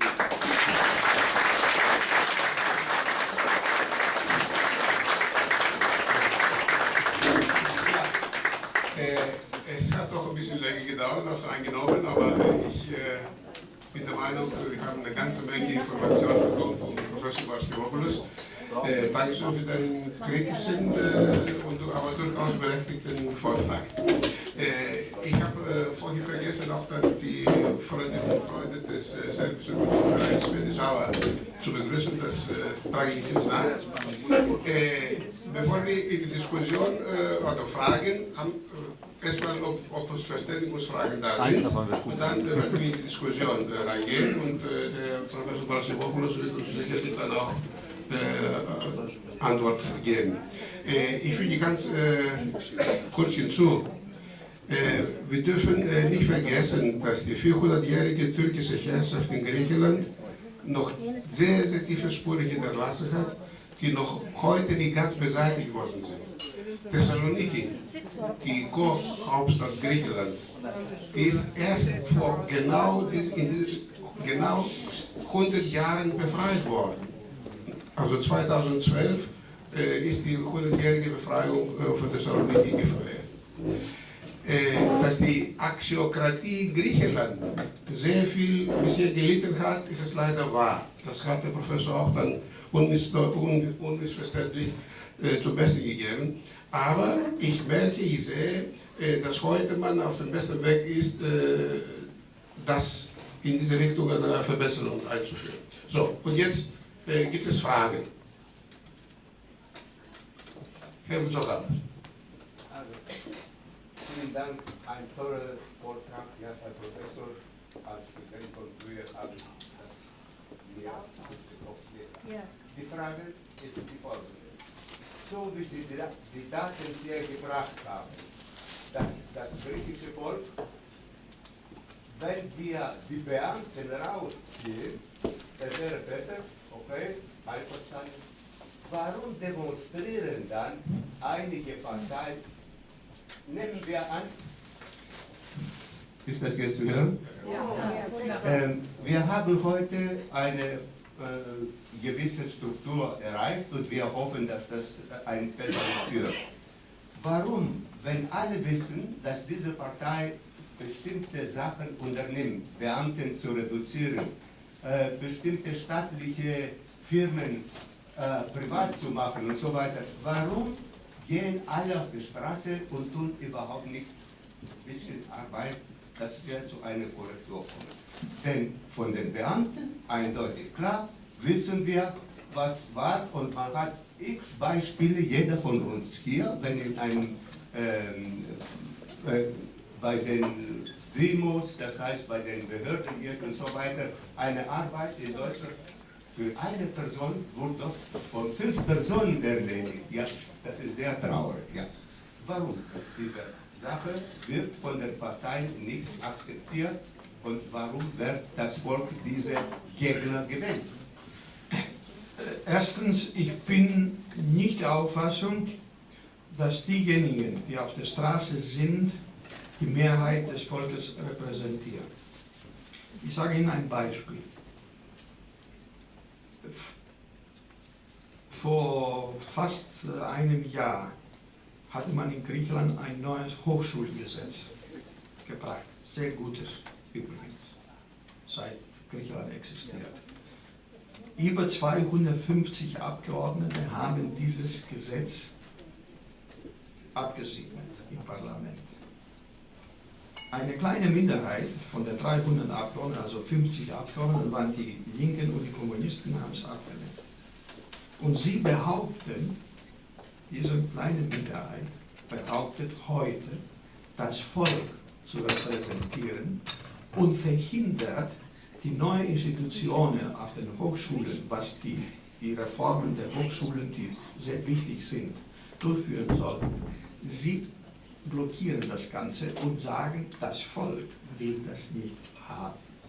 Ich sage das als Beispiel, damit Sie sehen, diejenigen, die protestieren, die meisten von denen kommen vom öffentlichen Sektor und die meisten von denen kommen von den gewerkschaftlich organisierten und privilegierten. Also, wenn man von Gewerkschaften in Griechenland spricht, ich bin der Letzte, der gegen die Gewerkschaften sein will, aber Sie sollen das nicht mit den Gewerkschaften in Deutschland vergleichen. Da gibt es nur Privilegierten. Ich habe das vorhin in meinem Vortrag, diese Vetternwirtschaft, diese pyramideartige Aufbau. Ich behaupte, in Griechenland gehören von 11 Millionen Menschen. Wir haben Herrschaftsstrukturen, die eventuell 10.000 Menschen betreffen. Auf alle Ebenen des öffentlichen griechischen Lebens. Das sind die politischen Parteien, das sind die Gewerkschaften, das sind alle, diese 10.000 Leute sind, die Kirche auch, aber ich sage, alle diese sind wie Despoten des griechischen Volkes. Die Frage ist jetzt, ich höre ich immer wieder, und das, vielleicht zielen Sie auch in diese Richtung, warum das Volk im Grunde genommen irgendwie mitmacht. Ich habe versucht, im Eingang meines Vortrages eine Erklärung abzugeben.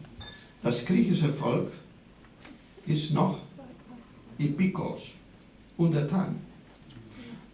Deshalb haben wir in Griechenland keine Zivilgesetze. Alle brauchen ihren Patronen. Wenn ich in meinem Dorf bin und dann kommt ein Familienvater, der gerade seinen Sohn oder seine Tochter übrigens sehr gutes Examen an der Universität abgelegt hatte und so weiter. Seine Frage, hast du jemanden, der dafür sorgen könnte, dass mein Sohn oder meine Tochter irgendwo einen Job bekommt? Hast du jemanden? Also, obwohl frage ich, wie war die Note? Wie war der Abschluss? Manchmal 8, bei 10 Bewerbungen in Griechenland sehr gut. Sehr gute Bewertung. Aber das im Kopf des Vaters oder des Betreffenden auch, hast du jemanden? Alle suchen ihren Patronen. Auch das Volk ist, mein Freund hier daneben, Jens hatte vorhin das angedeutet, ist ein Überbleibsel dieser Strukturen aus dem türkische Herrschaft, aber ich bin einer von denjenigen. Gut, Saloniki ist 100 Jahre, mein Dorf ist über 200 Jahre frei. Und immer mit dem Argument zu kommen, langsam ist mir, also ich will das nicht noch schlimmer formulieren. Also mit anderen Worten, wir Griechen, meine Zahlen zeigen, dass wir können. Und wenn wir die Hälfte der Struktur Deutschlands bekämen, die Hälfte, dann wären wir nach Luxemburg das beste Land in Europa. Noch Fragen, aber bitte kurz, keine Referate, nicht, damit wir auch dann irgendwie zum gemütlichen Teil gehen. Aber ich möchte dann doch mal böse sein. Das, was Sie gesagt haben zu der Patronage, das hat mich doch sehr daran erinnert, dass, oder mir eigentlich vor Augen geführt, dass in Griechenland ein erlaubte mafiöses System herrscht. Das ist Mafia pur. Denn auch da, wo wir eigentlich die Mafia vermuten, da ist es so, dass das einfache Volk sich nicht traut, irgendwas zu sagen, auf den Patron hinarbeitet, danach hakt und danach fragt. Und es schockiert mich ungeheuer, dass ein ganzes Volk so etwas zulässt. Und da das so ist, da dieses Volk, Gott sei Dank, ja auch zur EU gehört und auch bitte dazu gehören soll, es stellt sich für mich die Frage, ob da nicht von der EU aus, von der Gemeinschaft aus, mehr eingegriffen werden muss in dieses System, um das auszumerzen. Denn wir tun uns ja auch zusammen und versuchen ja auch gemeinsam die Mafia auszumerzen.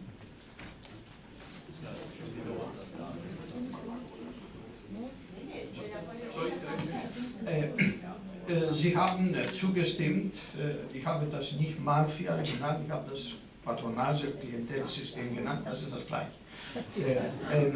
Also, das stimmt. Nur, was die zweite Bemerkung anbetrifft, da bin ich so als Deutsche oder als Grieche stolz, dass jedes Volk soll seine Souveränität haben.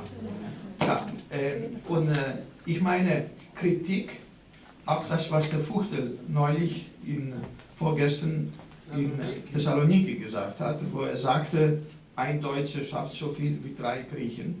Er meinte im öffentlichen Sektor. Und da hat er noch untertrieben. Ist 1:5 oder 1:6, nach meiner Berechnung. Aber was er dann hätte, positive Punkte auch in Griechenland gesammelt, wenn er gesagt hätte, aber der private Sektor ist besser als der deutsche. Auch heute. Das hat er aber nicht gesagt. Oder hat er nicht gewusst. Ich will damit Folgendes noch dazu sagen, damit Sie sehen, wie viel verloren geht. Die Italiener beispielsweise, ich habe auch die italienischen Zahlen angeguckt. Das italienische Bruttoinlandsprodukt und die Beschäftigten Italiens, die haben 10.000 mehr pro Beschäftigten als die Deutschen, die Italiener. 10.000 mehr. In Deutschland geht auch 10% verloren in den Staatensektor, aber nicht 50. Und das ist der Unterschied. Das ist der Unterschied. Und Griechenland, wenn Sie die Zahlen gestern, das sogar kam in den Nachrichten durch, die Griechen dieses Jahr werden wahrscheinlich über 25 Milliarden, das ist über 10% des Bruttoinlandsprodukts Griechenlands, oder ja, 12 Milliarden exportieren. Voriges Jahr haben wir über 23 Milliarden exportiert. Also dieses Mal noch 10% drauf. Also das heißt mit anderen Worten, stellen Sie jetzt mal vor, ich spreche mit solchen Leuten, die im Exportsektor tätig sind, was die mir erzählen, bis sie in der Lage sind, etwas papiermäßig zu erledigen. Da fangen die, wenn die im Juni exportieren wollen, dann fangen die im Januar erst an, um Erlaubnis zu bekommen. Also das ist unmöglich. Es gibt Zahlen in der Europäischen Union. Es gibt Zahlen in der Europäischen Union, in Finnland zum Beispiel. Wenn jemand die Papiere alles zusammen hat, um eine private Tätigkeit, einen kleinen Betrieb zu öffnen, wenn alles zusammen hat und heute einreicht, morgen bekommt er die Antwort bzw. die Zulassung. In Deutschland braucht man 8 Tage. In Griechenland im Durchschnitt, haben Sie eine Vorstellung? 2 Jahre. Der Durchschnitt. Ja, deshalb, ich meine, die Europäische Union hilft nicht. Wir haben diese Acquis-Communautaire, was Griechen auch haben, wo die Europäische Union achten müsste, wo die Griechen nicht erfüllen. Da muss draufkommen. Aber nicht jetzt zu sagen, ich schicke mir ein paar Deutsche dorthin und dann werden die Sachen erledigt. Ja, ich erlaube mir auch eine Feststellung und eine Frage zu stellen. Einmal stelle ich fest, in Griechenland stimme ich auch damit überein, dass die Bürokratie wirklich also langatmig ist. Die griechische Regierung ist, die heutige Regierung, auf dem besten Weg, das abzustellen. Die zweite Feststellung ist, die Griechen, die sind nicht stinkfaul, wie es manche Boulevardzeitungen in Deutschland insbesondere darstellen. Und leider Gottes auch dann viele deutsche Bürgerinnen und Bürger das übernommen haben. Die Griechen, das jetzt mal die Beamten abgesehen, nicht? Die im öffentlichen Dienst, nicht? Das ist ein Kapitel für sich. Aber im privaten Sektor sind sie sehr, sehr arbeitsam, sehr, sehr vertrauensvoll. Das haben die auch übrigens gezeigt in Deutschland. In Deutschland, alle Arbeitgeber sind mit der griechischen Community ausgezeichnet, also zufrieden. Also, gucken Sie so nur den Gyros-Palast an. Genau. Ja. Gut. Und jetzt ist für mich auch eine andere Feststellung. Klar, in Griechenland muss gespart werden. Diese Sparbeschlüsse sind sehr, sehr schmerzhaft, insbesondere für die Geringverdiener, insbesondere die mit den niedrigen Renten. Aber, dass die deutsche Regierung zumindest was rüberkommt beim griechischen Volk, dass sie nur auf Sparen aus ist und nicht auch gleichzeitig auf Wachstum, das hat dazu geführt, und das schmerzt mich als Grieche, der in Deutschland lebt und 2 Herzen in seine Brust schlagen, hat die Beliebtheit Deutschlands in Griechenland umgekehrt. Vor der Krise gab es, ich übertreibe nicht, 90% der Griechen waren für Deutschland. Egal was von Deutschland kam, die Menschen, die Maschinen, alles, die Kultur war top. Und heute ist es umgekehrt. Und da hoffe ich, dass wir auch alle hinarbeiten, dass dieses schiefe Bild auch wieder richtig gestellt wird. Was sagst du? Ja, es ist so. In Griechenland gibt es die Boulevardpresse und alle diese Medien machen eine sehr schlimme Arbeit diesbezüglich, was die Information anbetrifft. Die deutsche Position oder die, sagen wir, die europäische Position, welche ist die? Die europäische Idee, das Haus Europas, basiert auf 2 Beinen. Das eine Bein ist das Prinzip der Subsidiarität und der Disziplin. Dieses Prinzip der Subsidiarität sagt, wir sind in einem Club alle zusammen und jeder in diesem Club muss dies erbringen, was er kann. Das ist Subsidiarität. Ich muss mich disziplinieren und das, was ich kann, muss für die Gemeinschaft und für mich persönlich selber, für mich, für meine Familie und dann für meine Umgebung, für die Gesellschaft erbringen. Das ist das eine Bein Europas.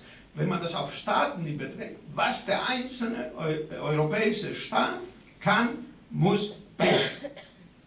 Das zweite Prinzip ist das Prinzip der, auf Griechisch Αλληλεγγύη, Solidarität auf Griechisch. Was der Einzelne nicht kann, müssen die anderen bringen. Aber Solidarität ist keine Einbahnstraße. In dem Sinne. So, und das muss man zugrunde legen. Und jetzt komme ich auf die Frage, wieso zum Beispiel die Griechen jetzt eine Position einnehmen, Griechen allgemein, auch das Volk. Ich kriege so viele E-Mails, ich werde selber beschimpft als Deutsche oder was auch immer. Also, weil ich in alle Interviews, was ich in Griechenland gebe, ich gebe viele Interviews auch in Griechenland, ich bin sehr, wie heute hier, kritisch, was meine Griechen anbetrifft. Und das hören die nicht gerne. Und ich meine, es ist jetzt so mit der Spargeschichte. Du bist kein Ökonom, deshalb stellst du solche Fragen. Ich meine, wenn jemand Wachstum bekommen will, Wachstum kann bekommen, wenn man investiert. Die bisherigen Produktionskapazitäten vergrößert. Das heißt Investition. So, also das ist die Philosophie des Wachsens.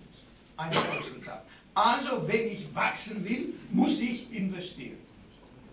Zweite Frage in diesem Zusammenhang. Diese Investitionen müssen finanziert werden. Und die Frage ist jetzt, woher finanziere ich das? Der normale Fall ist, ich spare und aus den Ersparnissen finanziere ich die Investition. Also das heißt, in der Gegenwart verzichte ich ein wenig auf Konsum, damit ich Gelder bekommen, frei bekommen, um meine Investitionen zu finanzieren. So, das ist der beste Weg, wenn man das kann. Angenommen, man kann das nicht. Der zweite Weg ist, die Investitionen zu finanzieren, dass ich Kredite von Banken, von dem Finanzsektor bekomme. Das ist der zweite. Aber die Kredite müssen in Richtung Investitionen gehen und nicht in Richtung Toilette, wo ich das alles fresse und dann. Also mit anderen Worten, ich muss die Gelder haben, Kredite bekommen. Aber wenn ich überschuldet bin, und kein Mensch mehr Kredite gibt, dann habe ich eine dritte Möglichkeit. Die dritte Möglichkeit ist, meine Zentralbank zu befehlen, druck mal schön Geld. Im Falle Griechenlands wieder der vorletzte, Kredite gibt es nicht, die Märkte geben jetzt keine Kredite, Zentralbank, das wäre eine Pseudo-Lösung gewesen, über Druck, also über Inflation, führt auch nicht weiter. So, und eine andere Möglichkeit ist, wenn ich einen Gott habe, der vom Himmel etwas öffnet und mir die Finanzierung schenkt. Also, Griechenland steht jetzt vor dieser Geschichte. Und wenn man jetzt, das ist das Letzte und gleichzeitig das Erste, wenn ich investieren will, wenn ich Wachstum haben will, ich muss in der Gegenwart auf Konsum verzichten. So, und wir Griechen, das habe ich nicht genannt, weil ich wollte das, aber jetzt sage ich, seit Griechenland in der Europäischen Union ist, 81, hat von der Europäischen Union Solidarität erfahren in Höhe von 180 Milliarden Euro. Wo sind die da, diese Euro, geblieben? Also ohne Kredite, Geschenke, Subventionen, 180 Milliarden Euro. Also mit anderen Worten, wenn die Griechen über die Deutschen schimpfen in dem Sinne, und der Deutsche im Grunde genommen, der private Deutsche, ist nicht produktiver als der Grieche. Und er sagt, Moment bitte, wenn du 100 zahlst und ich 100, warum soll ich dir noch was geben? Das ist wenn man normal denkt. Und dann, wenn in Griechenland jetzt sagen, die böse Merkel, die böse Deutschen, die wollen uns das, die wollen uns jenes nicht, das ist eine billige Propaganda, die ich nicht akzeptieren kann, weil ich auch ein stolzer Griecher bin und ich sage, wir können es, aber unsere Politik hat uns dahin geführt, wo wir heute sind. Und jetzt die Kritik an das Volk ist, dass dieses Volk jetzt bei der letzten Wahl, wir hatten zwischen Skylla und Charybdis zu wählen. Bei der letzten Wahl zwischen Skylla und Charybdis und ist keine Odysseus gekommen und sagt, ich rette euch. Und kein Grieche ist da gewesen, der gesagt hätte, so Leute, kommt ihr alle hinter mir. Und wo ist diese Grieche und wir haben die? Und das werfe ich meine Landsleute vor. Warum jetzt eine politische Bewegung nicht da ist? Und ich sage jetzt auch, wenn mein Freund Jans hier nicht so gerne hört, ich will eine griechische Erdogan haben. Momentan.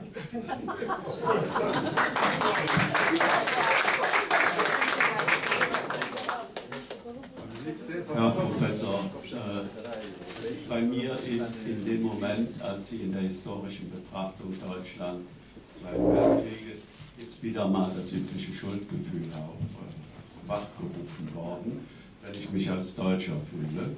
Und meine Frage ist, entschuldigen Sie bitte, ja, und meine Frage ist, um aus dieser Schuld herauszukommen, ist das eine ewige Schuld?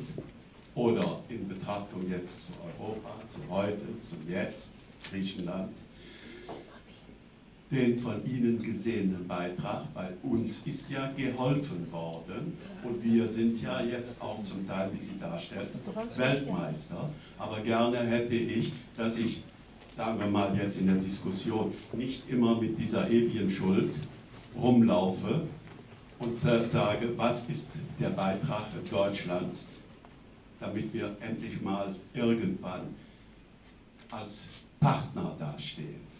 Ist das eine gute Frage oder ist das ein... Ich hatte meinen Studenten früher gesagt, schlechte Fragen gibt es nicht. Höchstens schlechte Antworten von mir. Aber ich meine, die Deutschen müssen jetzt nicht.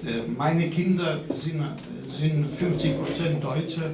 Die haben ihre Karriere hier in Deutschland gemacht. Mein Sohn ist höchster Beamte im Bundesinnenministerium.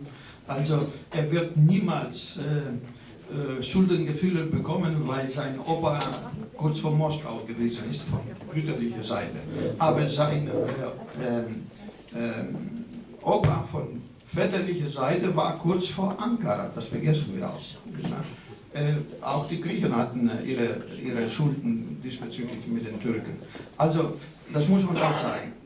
Aber nein, die Deutschen haben viel geleistet und leisten immer. Und das sage ich immer. Ich hatte neulich mit einem Freund, der ist hoher Beamter in Brüssel, Grieche, Deutschland studiert und der ist so scharf über Deutschland in eine Diskussion mit mir gegangen und da habe ich zu ihm gesagt, kennst du ein Volk außer die Schweden, die freiwillig sehr viel spenden? Die Deutschen sind an der Spitze. Die in der Welt am meisten in Europa, die Amerikaner, die private Gesellschaft in Amerika spenden mehr, aber in Europa sind die Schweden an der ersten Stelle und an der zweiten Stelle sind die Deutschen. Also man kann von diesen 180 Milliarden, die ich gesprochen habe, da sind fast 60 Milliarden von Deutschland bezahlt worden. Zwar in Europa, aber ist Deutschland dahinter mit fast 30% Beteiligung. Also auch diese Kredite, was Griechenland jetzt bekommt, wenn man die 27%, ganz genau, oder 27,5%, was Deutschland trägt, plus Deutschland ist Mitglied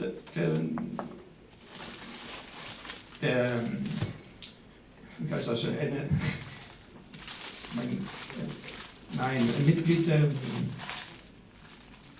Internationale Währungsfonds.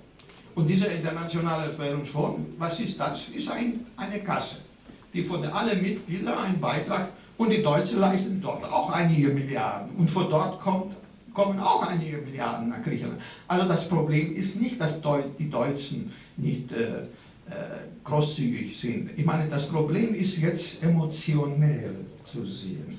Und das Problem ist die schlechte Information.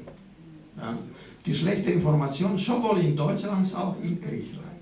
Und das ärgert mich, muss ich dazu sagen. Und mein Beitrag ist sowohl in Deutschland als auch in Griechenland was diesbezüglich Positives zu leisten, damit die Information richtig ist und nicht so mit Emotionen. Und jetzt vielleicht eine Bemerkung, ich dachte, Sie wären in diese Richtung gegangen, was die Reparationen anbetrifft. Die Reparationen, ich hatte es erwähnt, sind im Grunde genommen jetzt weg. Juristisch brauchen die Deutschen nichts mehr zu zahlen.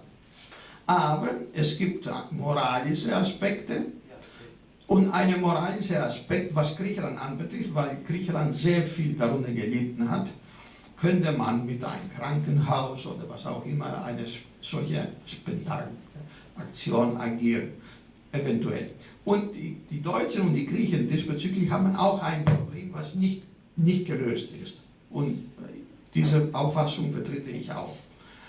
Die deutsche Besatzungsmacht hat 1942 einen Kredit von der griechischen Zentralbank bekommen. Und die Kredit, um die Besatzungsmacht zu finanzieren. Ich sage es ganz offen, die Deutschen brauchten gar nicht diesen Kredit zu nehmen, weil das internationale Kriegsrecht sieht, dass die Besatzungsmacht von dem Land finanziert wird. Also das hätten die nicht gebraucht. Aber trotzdem haben sie einen Kredit genommen von der griechischen Zentralbank, was bis jetzt nicht zurückgezahlt haben. Das wäre zum Beispiel etwas, was die Deutschen hätten bezahlen können. Und das ist nicht viel, weil in Griechenland, da sind Verschwörungen, da sprechen von 200 bis 500 Milliarden. Wenn das hoch käme, das wären heute eventuell 10 Milliarden. Mehr ist das nicht. Da hätte man was machen können. Allerdings, ich bin der Auffassung, in dieser Situation, wo die Griechen sich befinden, warum soll man mit diesen Dingen anfangen, was man jetzt 60 Jahre lang nicht gemacht hat? Das werfe ich den Politikern auch vor. Wieso haben die 60 Jahre gewartet und jetzt plötzlich haben sich erinnert, die Deutschen haben einen Kredit von Griechenland bekommen? So, die letzte kurze Frage und bitte eine kurze Antwort, damit wir die mündliche Teil weggehen. Das war genau diese letzte Frage für diese Gelder. Ich habe aber Folgendes in einem Vortrag gehört, dass nach der Diktatur in Griechenland 1972 alle Papiere, die dazu dienten, um wir dieses Geld zurückzubekommen, die nächste Regierung vernichtet hatte. Ja? Es gibt also keine. Die Diktatoren hatten alle diese Unterlagen schon nicht vernichtet. aber die Regierung, die danach gekommen ist, ja. Ja, ein letztes diesbezüglich, wenn wir das so als Griechen formulieren, dann sind wir selber schuld. Ja? Also im Grunde genommen, wenn eine Regierung das gemacht hat, warum? Dann ist sie, die Politiker, da sind sie Verräter in dem Sinne, weil eventuell ein eigenes Interesse damit verfolgt haben.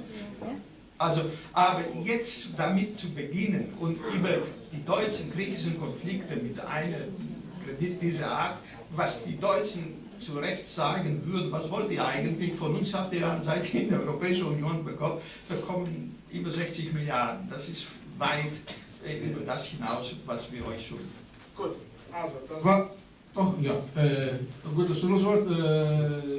Herr Professor Paraskevopoulos, liebe Spiro, danke für den kritischen und doch informativen Vortrag. Und wir gehen jetzt ins gemütliche Teil über und dann können ja natürlich Gespräche stattfinden, Gedankenaustausch. Und viele Griechen sind ja in Griechenland und manche sind ja vor kurzem aus Griechenland zurückgekommen. Und da können die ja dann ihre Erlebnisse dort mal einflechten. Und bevor ich sage, das Buffet ist eröffnet, auch noch einen schönen Gruß an unseren Freund Theo Medizinis, der auch dann die Pizza Pazza heißt. Da hat ja eine ganze Menge daran mitgewirkt. Dankeschön auch dann für deinen Beitrag und das Buffet ist eröffnet. Dankeschön.